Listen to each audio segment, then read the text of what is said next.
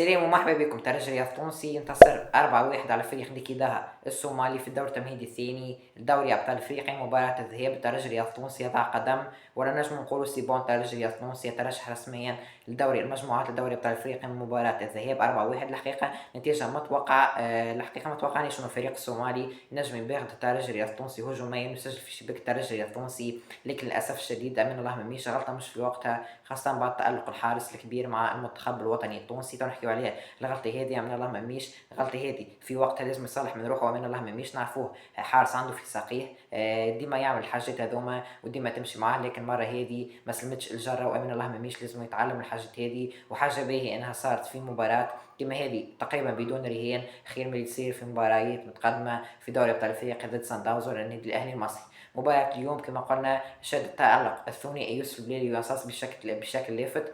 زاد ثم لاعبين هبطوا من دكة البدلاء قدموا مردود ممتاز. الترجي التونسي برباعية ينتصر. ميغيل كاردوزو اليوم الحقيقة مباراة متكاملة، تفاهم كبير بين الثنائي يوسف البليلي وينصاص. يوسف البليلي زوز اهداف وزوز اسيستيات. الحقيقة لاعب كونفيرمي، لاعب كبير برشا، افضل صفقة للترجي التونسي في الميركاتو هذا بدون منازع. زاد ثم لاعبين الحقيقة ظهروا بمردود محتشم. برشا لاعبين كانوا خارج الموضوع تنحكيو عليهم كي نحكيو على التشكيلة الأساسية اللي هبط بها الترجي التونسي في مباراة اليوم.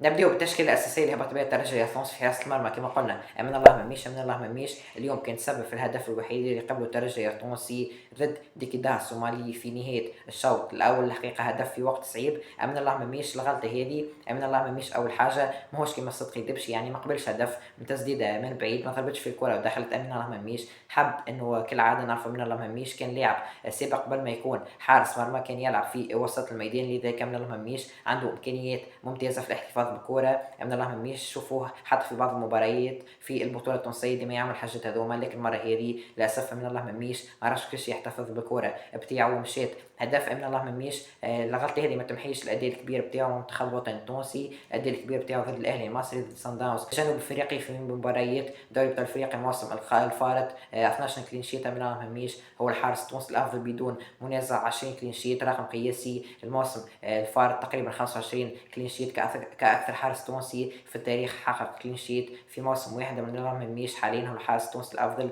الغلطه هذه لا تزيد لا تنقص من الله مميش، الغلطه هذه جات في وقتها. من الله مميش لازم يتعلم الغلطه هذه، وباذن الله باش تكون حاجه ايجابيه تفيده في المستقبل. من الله مميش يقعد حارس كبير مازال طريق طويل قدامه، حاليا هو الحارس الاول للمنتخب الوطني التونسي والترجي التونسي بدون منازع. قدام الثنائي توغاي مريح في مباراة اليوم قدم مردود ممتاز، غطى برشا في الكور اللي جاتو في الديول اللي جاتو مع مهاجمين اللي كيداها فاز فيهم الكل. توغاي كالعادة ثابت في العموم. في بداية المباراة كانت فما شوية اختبارات مدافعي الترجي التونسي، لكن بعد خاصة في الشوط الثاني الترجي خذا بزمام الأمور وخذا برشا في الاتاك. وتقريبا الفريق الصومالي ما عمل حتى هجمة على الترجي التونسي تقريبا بعد نص ساعة الأولى من المباراة. على الجهة اليسرى نلقاو محمد أمين بن حميدة اليوم تقريبا كان من أسوأ اللاعبين في المباراة. محمد أمين بن حميدة في الجهة اللي يلعب فيها يوسف البليلي الحقيقة جاتو برشا كور باش بتاع توزيعات، لكن محمد أمين بن حميدة تقريبا صفر سنتراج وصل مهاجمي الترجي التونسي. محمد أمين بن حميدة وصلته برشا كور الحقيقة ما عرفش كيفاش يستغلهم. محمد أمين بن حميدة أثبت مرة أخرى أنه ما يستحقش مكان أساسي في تشكيل الترجي التونسي. ما نعرفش علاش ميغيل كاردوزو ما شاركش أيمن بن محمد حتى كبديل في المباراة هذه، اللي أنا مقتنع مازلت 100% أنه أيمن بن محمد خير برشا من محمد أمين بن حميدة، خاصة على المردود اللي قدمه في المباريات التحضيرية. على الجهه اليوم نلقاو راد بشنيبه في مباراه اليوم قدم اداء محترم على الاخر. راد بشنيبه في مباراه اليوم على الجانب الايمن اكد واثبت المردود اللي قدمه مع المنتخب الوطني التونسي. راد بشنيبه شفناه في مباراه اليوم عمل برشا ثنائيات مع البرازيلي ينصاص. راد بشنيبه اليوم عمل برشا طلعات، عمل برشا سونتراجيت. اوكي نجم نقولوا تقريبا فما حد سونتراج وصل مهاجمي الترجي التونسي، لكن في العموم هو مردود جيد للاعب. هذا في وسط الميدان نلقى حسام تقى وائل دربالي ورجي اولو اللي كان متوقع انه يغيب على المباراه هذه بسبب الانذار الثالث اللي تلقاه في مباراه الاهلي المصري في اياب الموسم الفارط، لكن رجي اولو شفناه حاضر في المباراه هذه بحذا حسام تقى اللي قدم مباراه ممتازه سواء على المستوى الدفاعي على المستوى الهجومي. مباراه الحقيقه وسط ميدان ديكيداها الصومالي كان ضعيف على الاخر، الشيء اللي خلى حسام تقى يثبت مردود ممتاز عنه برشا هجوميا. محمدويل الدربيلي لعب الشوط الاول كهو، بعد في الشوط الثاني شفنا نزول اونوتشي بوبيلو. محمدويل الدربيلي الحقيقه شفته انا قدم مردود محترم على الاخر، عمل برشا مراوغات، تعدى برشا في وسط الميدان، ما عاونش برشا هجوميا، ما بدش الفريق بكر في العمق، لكن في العموم مردود ممتاز محمدويل الدربيلي مقارنه بمردوده في الموسم الفارط، يعتبر تحسن كبير على الاخر للاعب هذا. في الهجوم نلقاو الثنائي المرعب كما قلنا ياساس ويوسف البليلي. يوسف البليلي الحقيقه على الجهه اليسرى اليوم كقدم مباراه من افضل مبارياته في تاريخه مع الترجي التونسي، زوز اهداف زوز اسيستات. يوسف البليلي ما نحكيوش عليه برشا، اليوم كان ساهم في جميع اهداف الترجي التونسي، اسيست وروتري عالميه الياساس في الهدف الاول من ركله ثابته. في الشوط الثاني شفنا ركله حره خرافيه، تقريبا عنا سنوات منذ ركله حره يسجلها محمد علي بن رمضان في دوري ابطال افريقيا ضد الفريق السنغالي، تقريبا الترجي التونسي ما سجلش ركله حره. يوسف بليلي في مباراه اليوم سجل ركله حره ممتازه على الاخر، تقريبا قريبه برشا الخط 18 متر. يوسف بليلي حتى في الزاويه بتاع الحارس طريقه ممتازه. يوسف بليلي اكد على المهارات الكبيره اللي عنده. البليلي ما اكتفاش بهذا بركه، كان صنع الهدف الثالث لياسين مريح من ركله حره ثابته، نفذها بطريقه ممتازه على الاخر، الكره ما مست في حد، غلطه من الجارديان تمشي لياسين مريح ويتسجل الهدف الثالث. الهدف الرابع بالراس بعد اسيست من الياس مكوينا. يوسف بليلي سجل الهدف الرابع اليوم، زوز اهداف وزوز اسيست. يوسف بليلي كان نجم مباراة بدون منازع، ان شاء الله يوصل هكا باش يكون رقم صعب في تشكيل الترجي التونسي الموسم القادم، وبالحق تدعيم ممتاز في الميركاتو هذا. يوسف بليلي تقريبا بالنسبه لي انا هو افضل صفقه صارت في الميركاتو هذا الترجي التونسي، تدعيم ممتاز على الاخر. يوسف بليلي الحقيقه مردود كبير برشا، مردود غزير على الاخر. يوسف بليلي كان نجم المباراة الاول، غطى تقريبا على البرازيلي يانساس اللي زاد كان قدم مباراة كبيرة على الجانب الهجومي، يعاون برشا الفريق. لكن بليلي اليوم برشا كرات في العمق، تقريبا 3 اسيستات ضاعوا على يوسف بليلي بسبب رعونة مهاجمية الترجي التونسي، مراوغات، دريبلاج.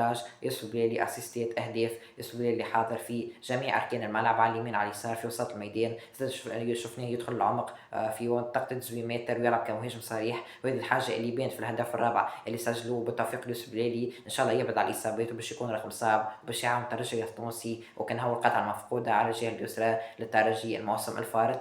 على الجهه اليمنى عندك يانساس اللي سجل الهدف الاول. يانساس كان ضيع كوره في بدايه المباراه تقريبا في الدقيقه 15، لكن ياساس تدير الوضع بسرعه، سجل الهدف بعد روتريه ممتازه. يوسف بليلي بعد في المباراه الحقيقه ما ظهرش بالشكل الكبير، ما ظهرش في احسن نسخ بتاعه، لكن في العموم خرج متشوه هدف العاده من ياساس، وباش يكون عنده احصائيات كبيره على الاخر حتى اكثر من موسم الفارط، وبالتوفيق اليانساس اللي حقيقة عامل ثنائية ممتازة مع يوسف البليلي. وزوز من اللاعبية هذوما ننتظروا منهم حاجات كبيرة في الموسم هذا باش يتألقوا زادة في مباراة الإياب ضد الفريق الصومالي.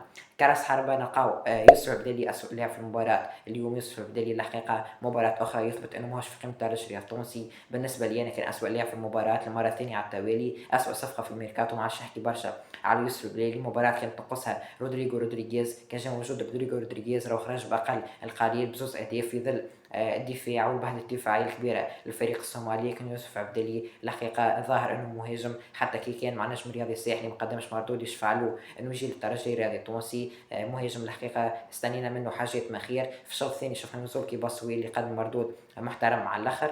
نجيو تو مجريات المباراة. الترجي التونسي الحقيقة دخل بطريقة سيئة على الآخر، الفريق اللي كدها خذا بزمام الأمور، شفنا كرات في العمق، قلق شوي دفاع الترجي التونسي. بعدها بربع ساعة 15 دقيقة على بداية المباراة ينصاص يخرج سارس يحط الكرة خارج المرمى، بعدها بالضبط تقريبا دقيقة 25 يوسف بليلي من ركلة حرة يعطي كرة لتريل ينصاص يسجل الهدف الأول للترجي التونسي. بعدها الترجي التونسي شفناه لعب براحة كبيرة، الفريق الصومالي تراجع مناطقه الدفاعية. الترجي التونسي الحقيقة تفاهم كبير بين الجوارات، لكن ديما اللمسه الاخيره هي اللي تكون ضايعه على لاعبي الترجي الرياضي التونسي، الشيء اللي خلى الترجي التونسي ما يخرجش نتيجه كبيره من الشوط الاول. في اخر الشوط الاول شفنا امن الله مميش يعمل غلطه فاتحه الهدف التعادل في وقت صعيب على الاخر، الفريق الصومالي خلي الترجي التونسي يخرج من الشوط الاول ويدخل في الشوط الثاني نتيجه التعادل اللي ما تعكس الجمله. برضو فرق في الشوط الاول، الشوط الاول انتهى نتيجه التعادل الايجابي. في الشوط الثاني الترجي التونسي دخل بقوه، ركله حره ينفذها يوسف بليلي يعلن عن الهدف الثاني للترجي التونسي. بعدها الترجي التونسي سيطر لاخر اللقاء، سجل الهدف الثالث،